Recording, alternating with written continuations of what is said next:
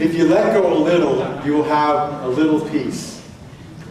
If you let go a lot, you will have a lot of peace. If you let go completely, you will have complete peace and freedom. Your struggles with this world will have come to an end. Letting go and letting God go at the heart of every spiritual tradition. The ability to release and let go is huge on this path of awakening. And you and I have to practice it 100 times a day when our mind meets with resistance. And we find ourselves wasting a lot of energy by holding on to meaningless thoughts that keep showing us a meaningless world. This is the inner work that we do when we practice letting go. Letting go. I came up with this idea for the trapeze and the idea of letting go.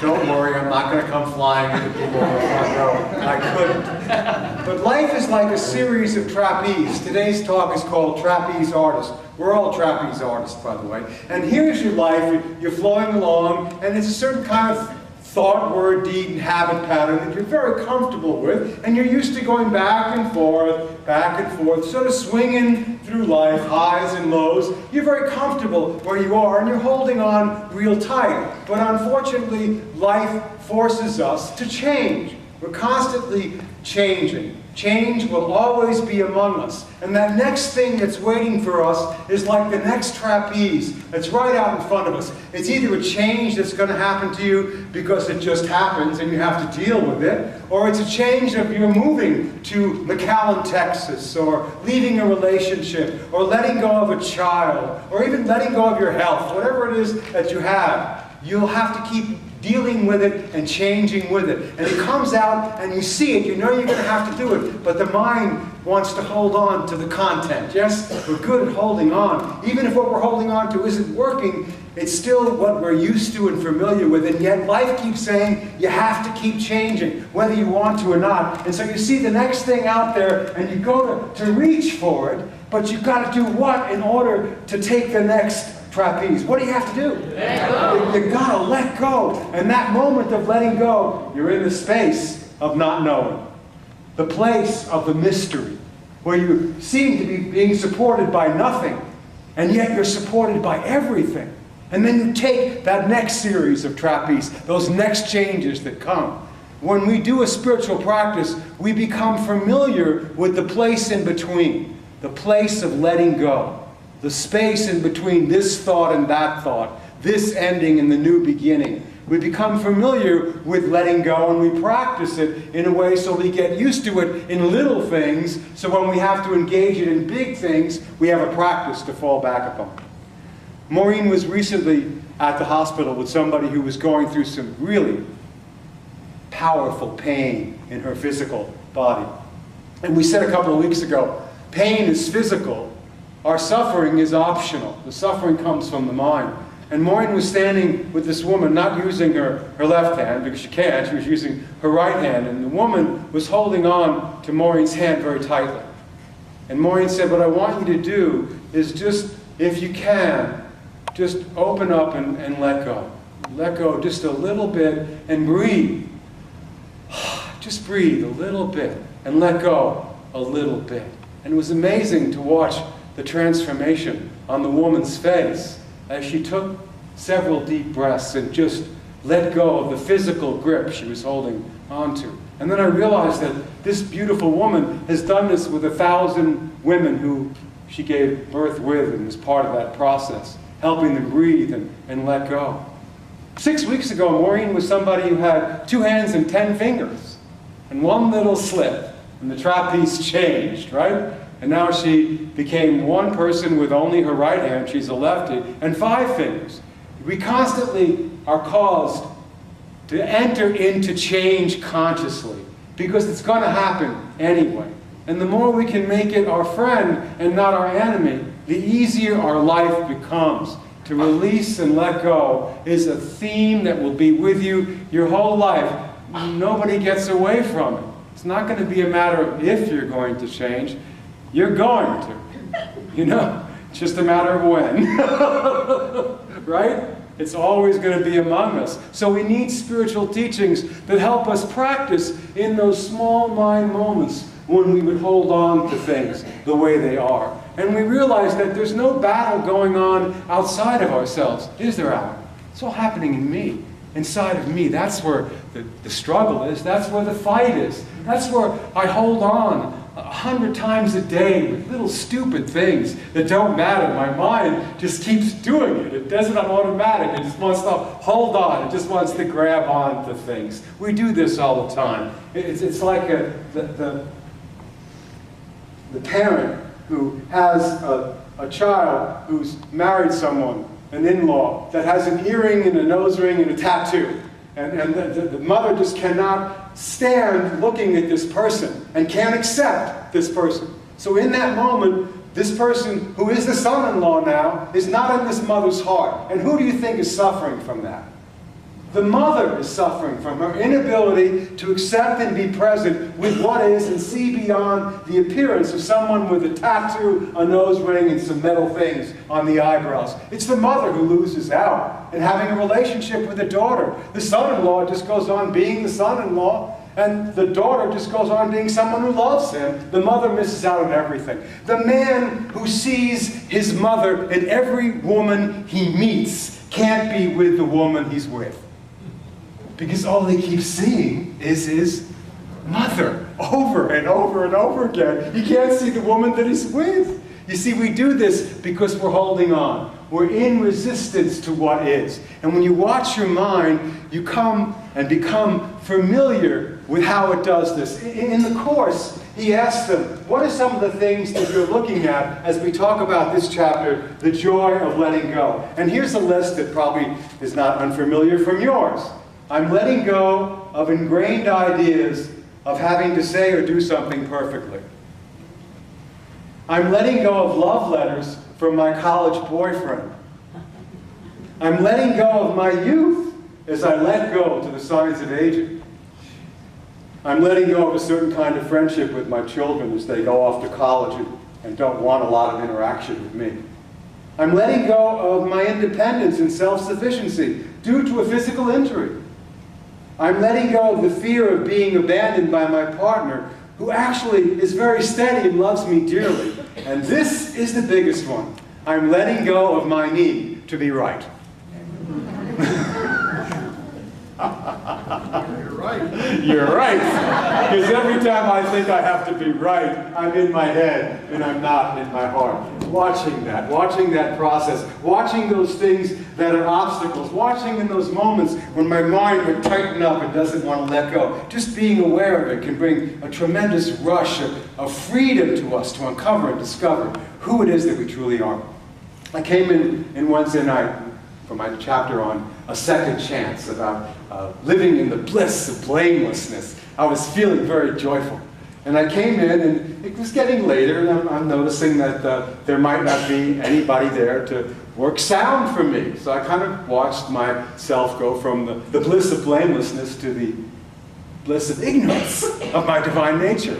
It's like, so I go over to Jennifer. Jennifer was here getting a music lesson from Philip, and actually a couple of Wednesdays she filled in on the sound booth, and I said, well, Jennifer, can you do it? She goes, no, I can't. And I noticed myself getting in resistance. I didn't see it real clearly, but I could feel that it was coming. You know when you're about to do it, your mind starts to do what it's doing. And how I knew I was there was when I was walking into my office to go get that little CD player that I had 20 years ago in ministry 20 years ago. It barely works, and sometimes they skip, but it's okay. I'll go ahead and do it, and I'll plug it in, and I'll play the CDs myself. And I'm in that place. You know this place. I know you know it. And so how I knew it was happening was when Holly Pennington and her little girlfriend came up. They were here with their parents, and Holly comes up and goes, "Hi, Richard, say something really wise to us." And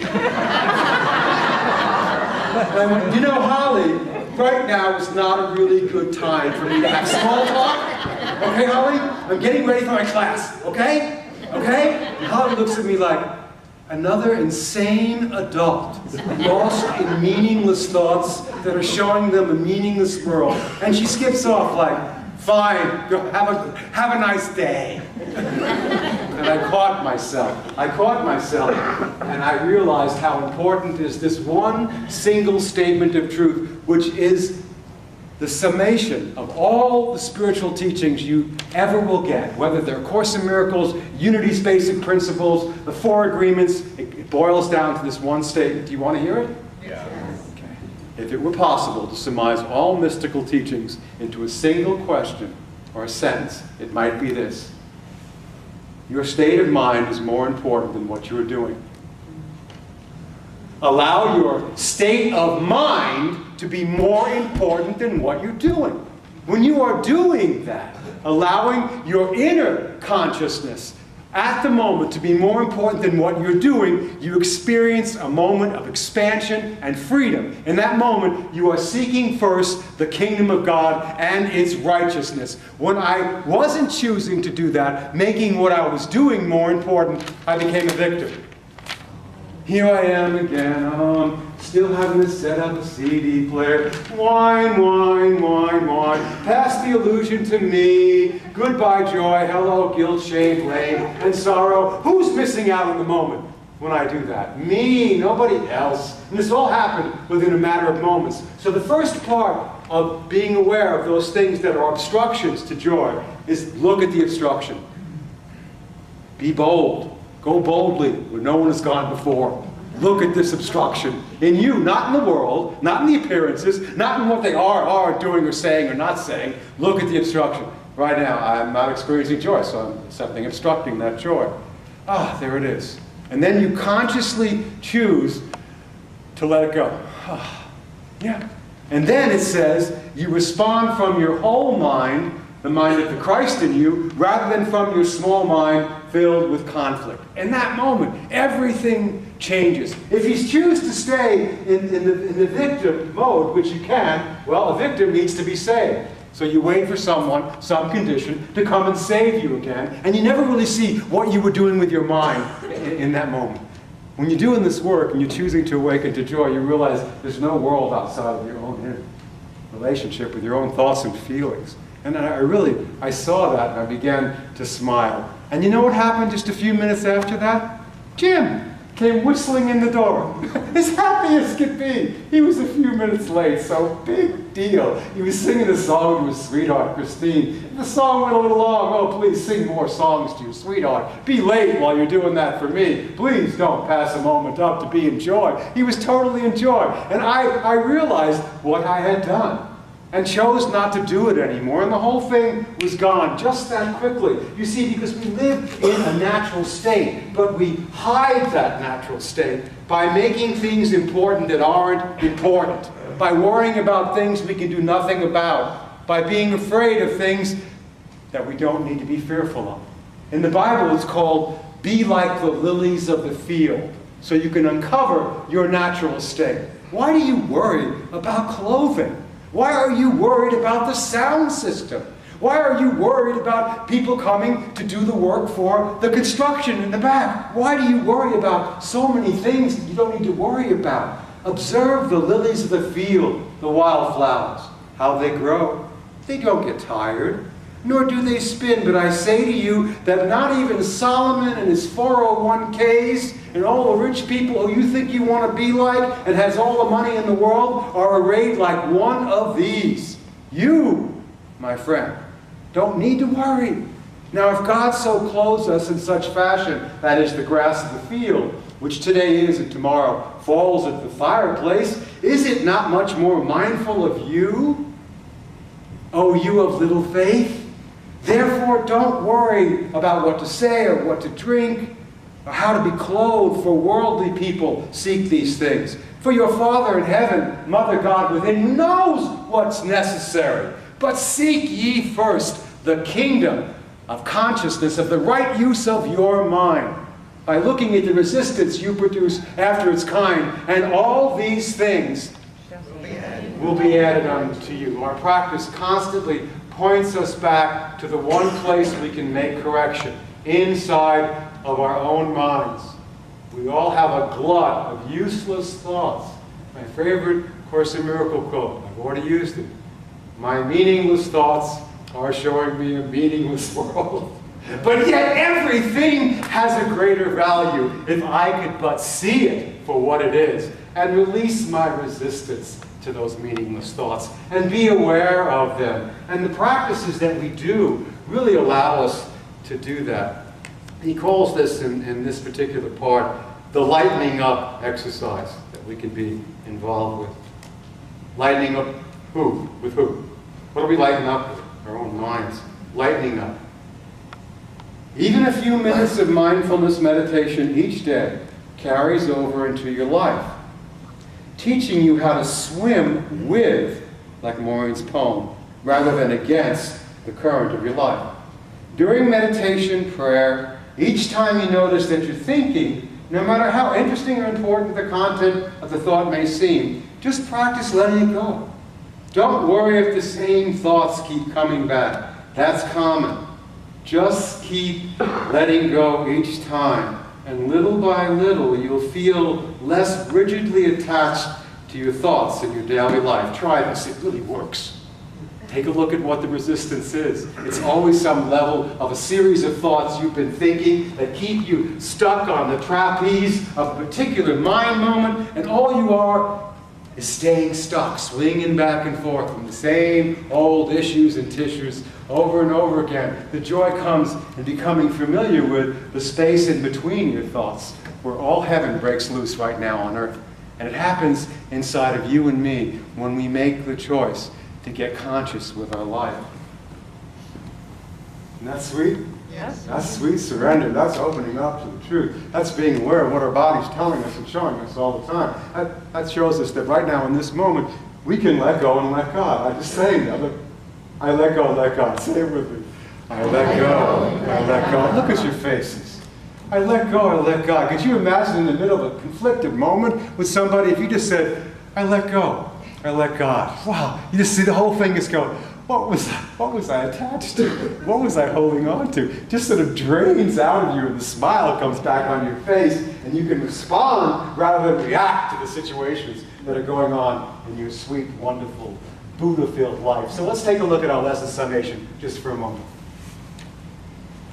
If you let go a little, you'll have a little peace. Some days, you're only going to get to be able to do a little bit, right? Remember our example in the beginning. Even just letting go a little bit, the squeeze and the tightness will bring you a little bit of peace. If you let go a lot, you'll have a lot of peace. If you let go completely, you will have complete peace and freedom. Your struggles with the world will have come to an end. It doesn't mean you leave the world. It means you are in the world, but not of the world. Then you're a being who's free. Why do people like to be around the Dalai Lama? Because he has no struggles? No, it's because he's free. He's free. In his mind, he's free. Thich Nhat Hanh, in his mind, is free. He sees where the problem is. The only difference between you and I and saints is they see that sooner and they release it quicker. And then they can do incredible things on the planet. If it were possible to surmise all mystical teachings in one single sentence, it would be this. Allow your state of mind to be more important than what you're doing. You can practice that today. Allow your internal state of your connection to presence to be more important than whatever's going on around you. Again, next one. So here we do it. Removing the obstacles to joy. You look at the obstruction. You look at it. You consciously choose to let it go. And you respond then from your whole mind, which is the mind of Christ in you. And then all the help you need when you need it will show up for you. The river and the lion. After the great rains, the lion was faced with crossing the river that had encircled him. Swimming was not in his nature, but it was either cross or die. The lion roared and charged the river, almost drowning before he retreated. Many more times, you know us, we do this. He attacked the river and the water. Each time, he failed to cross. Exhausted, it's sometimes good to exhaust all your options as far as ego is concerned, the lion lay down. And in his quietness, he heard the river say, "Never fight what isn't here." Cautiously, the lion looked up and asked, "What isn't here?" "Your enemy isn't here," answered the river. "Just as you are a lion, I am merely a river. Do you feel that? And now, when you're in that place of non-resistance, when you've let go, the lion sat very still. He studied the ways of the river, which he hadn't seen before.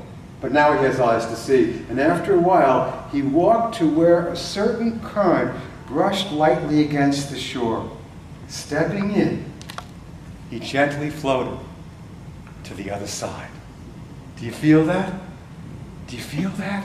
So as you face the many challenges of your life, as you find yourself practicing being a trapeze artist, you might as well master what you're fighting, because it's going to keep happening. As you find yourself about to let go, don't be afraid of releasing where you are, whether it's a current mind position that you're stuck in, a prejudice, a judgment about someone else or yourself. Know that there's no world outside of the one you're encompassing within your own mind. Be willing to just go, look, here comes the next change.